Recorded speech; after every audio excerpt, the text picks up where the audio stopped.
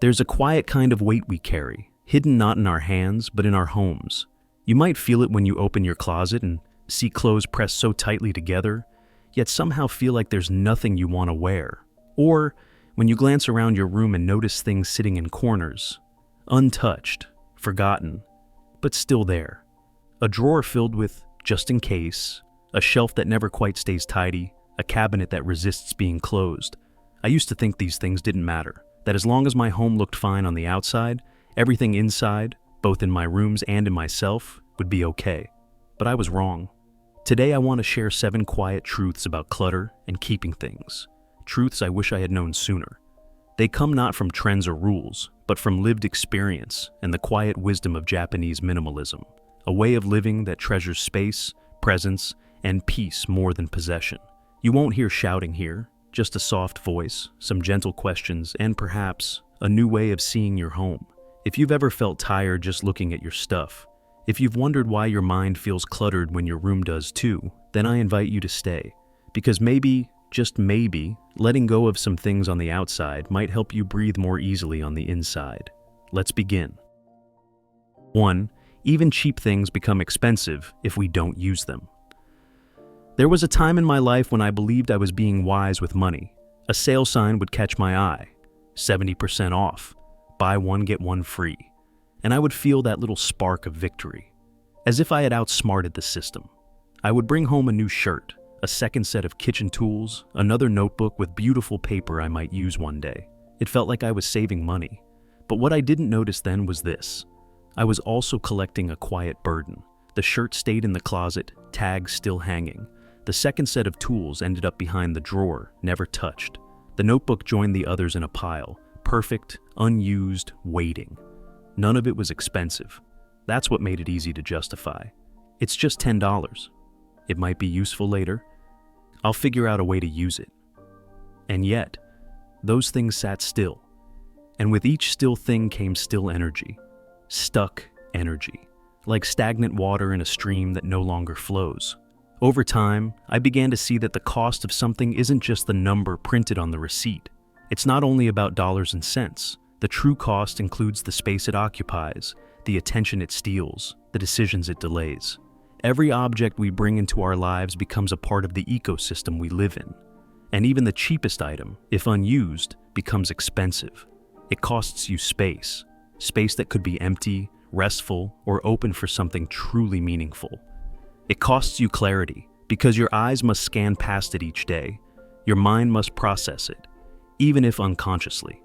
It costs you time spent dusting it, moving it, searching around it, or simply feeling uneasy because it's one more thing you're not really using, but not quite ready to let go of. We often think of clutter as an aesthetic problem, but it's also a spiritual one. When we hold on to things we don't need, we're not just filling our shelves, we're also crowding our hearts. We're surrounding ourselves with what might have been, or what could be, instead of honoring what is. There's a Japanese saying, "Motei nai."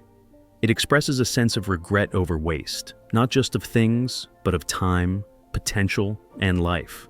When we buy something and never use it, we don't just waste the money.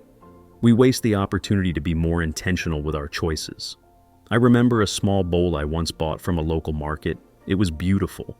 Earth-toned glaze, handcrafted, simple. It was also on sale. But when I brought it home, I had nowhere to put it. It didn't match anything. I never used it. And for years, it sat in the back of a cabinet. Every time I opened that door, I saw it and felt a soft discomfort. Not enough to throw it away, but enough to make me hesitate, enough to distract. That's when I began to ask myself, is it still a good deal if it makes my life heavier? So now, when I feel tempted by something inexpensive, I pause. I ask, do I really need this? Will I actually use this? Does this serve my life, or am I just avoiding a feeling by buying it? Because in the end, we never really get something for free. Everything has a price. If not in dollars, then in space, time, and peace. And peace is far too precious to trade for a bargain. 2. Your home is for living, not for storing. There is a quiet difference between a home and a storage room. And yet, for a long time, I didn't notice when my home began to feel more like the latter. At first, it was subtle. A few unopened boxes stacked in the hallway, a growing pile of books I intended to read someday, a cabinet filled with kitchen gadgets I used once, maybe twice. Everything had a reason to stay, or so I told myself. But slowly, without meaning to, my space became a place where things lived, more than I did. Have you ever walked into a room and felt tired before doing anything at all? That feeling often has little to do with how much we worked that day, and more to do with what our eyes and minds must carry the moment we step inside. Visual noise, lingering tasks, decisions left unfinished. Each object whispers for your attention until the place that should bring you peace instead asks you to manage it. A home, at its heart, should be where we return to ourselves, a space that breathes, a quiet landscape where we can soften the edges of the day. In Japanese aesthetics, this sense of calm is deeply rooted in the idea of ma, the space between, the pause, the emptiness that gives meaning to what surrounds it. But when our homes become filled with things we don't use or love, that space disappears. The pause is gone. There is no room to breathe, only to store, and the house begins to feel heavy. Not just physically, but emotionally. I once visited a friend whose living room was bare, just a low table, a few cushions, one beautiful piece of calligraphy on the wall. I remember sitting there and noticing the light, the air, the quiet. I felt more myself in that space than I had in my own apartment, filled wall to wall with things I thought I needed, things I kept just in case, things I hadn't even looked at in years. That experience stayed with me. I began to ask, what is a home for? Is it a museum of our pasts? A gallery of our impulse buys? Or is it a living, breathing place that changes with us, supports us, gives us space to rest, create, heal? We live in a culture that often tells us more is better, more storage, more options, more stuff. But what we truly long for, deep down, isn't more, it's meaning. And a home full of unused things makes it harder to feel that. There's nothing wrong with owning things, but when the things begin to own the space, and the space begins to weigh on your spirit, that's when something needs to shift. Try looking at your home with new eyes. Walk from room to room not as the owner of those things, but as a guest. Ask yourself, is this a place for living or a place for storing? And if you find corners where life feels stuck, where objects pile up, but joy does not, let that be a gentle invitation. Not to throw everything away, but to ask more softly, does this support the life I want to live in this space? When we clear the things that no longer serve us, what we're really making space for is ourselves, and that's what a home should always hold. 3. The fewer the things, the lighter the chores. One of the most precious things we will ever own is time, and yet, we rarely see how quietly it's taken from us. Not by big, dramatic events, but by the small, unnoticed demands of daily life. Like the minutes we spend searching for a missing sock, or the half hour it takes to rearrange the kitchen counter so we can wipe it clean, or the quiet sigh we give before beginning the weekly routine of tidying again. There was a season when I believed this was simply part of life, that cleaning, sorting, rearranging, refolding, these were unavoidable tasks of adulthood. But then I noticed something curious. On a trip to Kyoto, I stayed in a small inn tucked between wooden houses and whispering bamboo. The room was quiet. One futon, a low table, a single flower in a ceramic vase. No clutter, no distractions. I stayed for only 3 days, but never once did I have to tidy the room. It remained peaceful, because there was so little in it to disturb. That experience left a quiet mark on me. When I returned home, I began to see differently. Every item I owned was something I had to clean, manage, move, store, remember. And each one of those small actions added up. The more I had, the more time I gave to objects, time I didn't always have. We think of clutter as visual, but it's also temporal. Every piece of clothing you own is one more thing to wash, fold, or hang. Every dish is one more to rinse. Every shelf full of trinkets is one more surface to dust. Even the hidden things, the boxes under the bed, the containers in the closet, create an invisible to-do list. One that sits at the back of your mind, whispering, "You'll need to deal with this someday." And someday never comes. So the list stays, and so does the weight. But when you begin to live with less, not out of restriction, but intention, something surprising happens. Time returns. Moments that were once spent managing objects are now open again. Open to rest, to think, to sit with a cup of tea and let the afternoon pass without feeling behind. This isn't about chasing perfection. Homes will never be spotless, and life is never without mess. But the less there is to maintain, the easier it becomes to move through the day with softness. And in that softness, we find something rare. Space not just in our rooms, but in our rhythm. Try this if you like. Choose one drawer, one shelf, one corner of your home. Remove what you no longer need or love. Wipe it clean. Leave it mostly empty. Notice how much easier it is to care for. Notice the quiet it brings, both outside and within. The path to peace is not paved with more, but with less that matters. And in the quiet we create, we are free to live, not just clean. 4. If it's not in use, it doesn't belong. There is a quiet discipline in asking a single question. Do I use this? Not, did I once like this? Not, could this be useful someday? Not even, was this expensive? But simply, is this something I truly use? In the practice of Japanese minimalism, usefulness is not about productivity or efficiency. It's about alignment between what we keep and how we live. When there is harmony between the objects around us and the life we are living now, not in the past, not in some imagined future, we feel light, supported, clear. But when that harmony is lost, we begin to feel a quiet friction.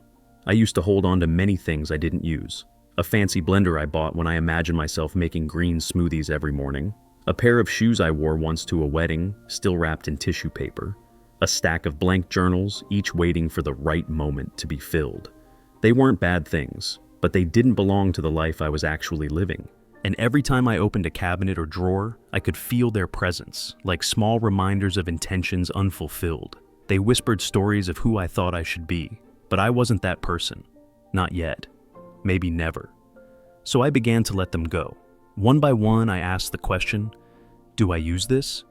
If not, then out it went. Not out of coldness, but out of kindness. Because to keep what I don't use is to weigh down the version of me that is here, now. Breathing, changing, enough. There's a gentle power in releasing what no longer serves your life. Not because it has no value, but because its value has passed. Some things were meant to be used. Others were meant to teach us a lesson, then move on.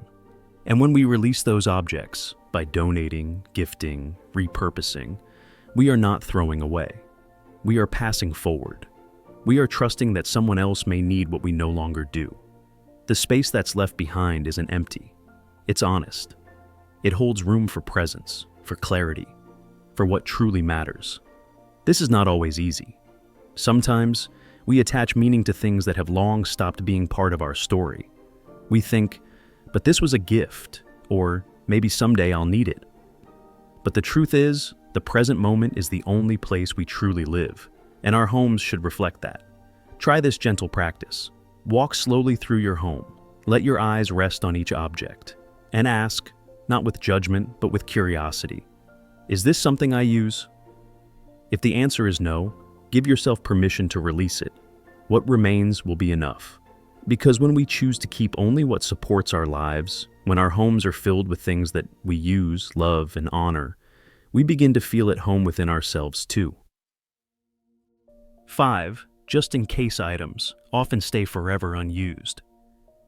There's a certain drawer in almost every home. It might be in the kitchen or the hallway, tucked in the back of a wardrobe or beneath the bed. A place where small, forgotten things go, spare buttons, old batteries, phone chargers for phones we no longer own, a pen that might work, a key we can't remember the purpose of but feel we shouldn't throw away. We call it the just-in-case drawer, just in case we need it, just in case it becomes useful, just in case someday. But someday rarely comes, and while these things may seem harmless, tiny, light, tucked away, their presence is not as quiet as we think. They live beneath the surface of our awareness, like unopened questions waiting for an answer, a silent sense of responsibility, of clutter unclaimed. I used to have several of these drawers, one for travel items I never brought, one for broken cables, One for random pieces of paper that felt important once, but lost their meaning over time. Each drawer was filled with possibility, but not presence, and that is the quiet cost of just in case. It takes up space not for who we are, but for who we might be in a future that never quite arrives. In Japanese design, emptiness is not absence, it's invitation. An empty space is a place for breath, for clarity, for something meaningful to emerge. But when we fill every corner with maybe someday, we block that emergence. We create a home full of potential, but not of peace. Letting go of just in case is not careless, it's trust. It's trusting that when you truly need something, you will find a way. It's trusting that your future self will have the wisdom and the means to meet that moment. You don't need to carry every possible version of life in a drawer. You only need to carry who you are today. If you open one of these drawers and find yourself hesitating, try asking, when did I last use this? Have I even thought about this in the past year? If I didn't already own this, would I go out of my way to get it now? These questions are not tests, they're invitations to clarity. And if the answer is no, let it be okay to release. You are not discarding usefulness, you are choosing lightness. You are freeing your home from the weight of what-ifs. There is a kind of beauty in an empty drawer. It speaks of calm, of readiness, of faith in the present moment, because life does not live in just in case. It lives in just enough, and that is more than enough. 6. Not every empty space needs filling. We often think of space as something to be filled. An empty shelf feels incomplete. A bare wall feels lonely. A corner without a plant or a basket or a lamp can seem like a missed opportunity, so we add a framed photo here, a decorative box there, a chair no one sits in. Something, anything, to make it feel finished. But finished does not always mean full. In Japanese aesthetics, there is a quiet principle called ma, the space between. It is not seen as lack, but as presence. The pause between notes and music, the silence between words in a poem, the empty space in a room that gives the rest of it meaning. When we leave space empty, we are not neglecting it. We are honoring it. I remember the first time I removed a large armchair from my living room. It was beautiful, but bulky, rarely used, mostly there because I felt the space needed something. After I moved it out, the room breathed. Light moved differently. My eyes could rest. My body could move more freely. The space felt calm, not bare. And I realized not every emptiness needs to be filled. Some emptiness is sacred. The modern world often teaches us the opposite. We are surrounded by images of perfectly styled interiors, every inch used with intention. A home without objects can feel like something is missing. But what if, instead, it is something we have been missing? What if the empty wall is not lacking art, but offering stillness? What if the bare floor is not calling for a rug, but inviting clarity? What if the open space is not waiting to be filled, but waiting to let us breathe? There is peace in simplicity, but also courage. It takes courage to leave something as it is, to resist the pull of more, to let space be space, and trust that it too can hold beauty. When we stop trying to decorate every void, we discover a different kind of richness, not in material, but in mood. The quiet elegance of restraint, the soft invitation of a room that asks nothing from you. Try walking through your home and noticing the spaces you've rushed to fill. Ask gently, what would happen if I let this be empty? You may be surprised by how the air softens, how the tension fades, how your mind finds just a little more room to settle. Not every corner needs a purpose, not every shelf needs an object, and not every silence needs to be broken. Sometimes, the most beautiful part of a room is the space that remains untouched. 7. Outer clutter creates inner chaos. There are days when the mind feels heavy, and we can't quite name why. We may have slept well, eaten well, even smiled through small joys, and yet there's a subtle weight, a kind of fog, a restlessness beneath the surface. Sometimes that feeling doesn't come from within us. Sometimes it comes from around us. Look around your home, not with judgment, but with presence. What do you see? A pile of papers waiting to be sorted, a chair draped with clothes from 2 days ago, shoes not quite put away, a kitchen counter filled with yesterday's intentions. These are not loud messes, they are quiet ones, but their noise is not in sound, it's in sensation. Clutter speaks a language the nervous system understands.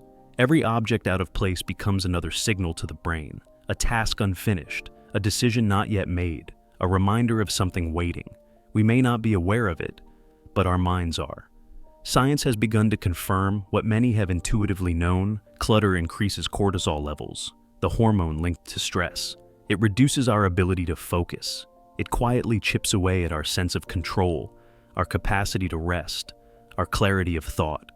In Japanese design, calm is not achieved by decorating. It's revealed by removing what distracts from the essence of a space: a single vase, a plain tatami mat, a beam of sunlight on an empty floor. These are not just visual elements, they are emotional invitations. They soothe. I remember a time when my desk was always full. Notes, notebooks, random bits. I believed it made me feel productive, but instead I felt distracted, overwhelmed, hesitant. One afternoon, I cleared everything but a pen and one blank sheet. The silence it created was startling, and in that silence, I found flow. Our environment whispers to us. If it is filled with noise, we feel unsettled. If it is spacious and clear, we feel ease. This is not about having a perfect home. Life is messy. Creativity is often born in the midst of chaos. But there is a gentle line between vibrant life and constant overstimulation, between a room that holds energy and one that drains it. Ask yourself, when I walk into my space, do I breathe deeper or shallower? If your answer is the latter, perhaps your home is asking for less, not more. Not more storage boxes, not more organizing hacks, just less. Less to see, less to clean, less to manage. And in that less, you may find more of what you truly need: more quiet, more stillness, more space to feel. When we clear the outer clutter, we don't just create a cleaner home, we create a calmer mind. And perhaps that is the greatest gift simplicity can offer. Not just a prettier space, but a softer place to be human. So, these were 7 quiet truths, not rules, not trends, just gentle reflections I've learned, sometimes the hard way, about what it means to live with less and feel more whole. Perhaps one of them stayed with you, perhaps more than one, but even just one is enough to begin, because change doesn't require a grand gesture. It begins with awareness, with a small shift, a soft yes to living differently. Maybe today you'll choose one drawer, one corner of your home, one shelf that's been asking for attention. Sit with it, breathe, and ask, do I use this? Does this support the life I want now? If not, let it go, gently, gratefully. You don't need to declutter your whole home this weekend. You don't need to be perfect. You only need to begin. Minimalism, at its heart, is not about emptiness. It's about presence. It's about creating space for peace, for rest, for meaning. And sometimes, that starts with removing one unused item and watching how the whole room begins to feel lighter. If this resonated with you, I'd love to hear what you let go of today. Leave me a note below, or simply take a breath and let yourself feel the quiet of a lighter space. Until next time, may your home be soft, your heart spacious, and your days filled with the kind of calm that stays.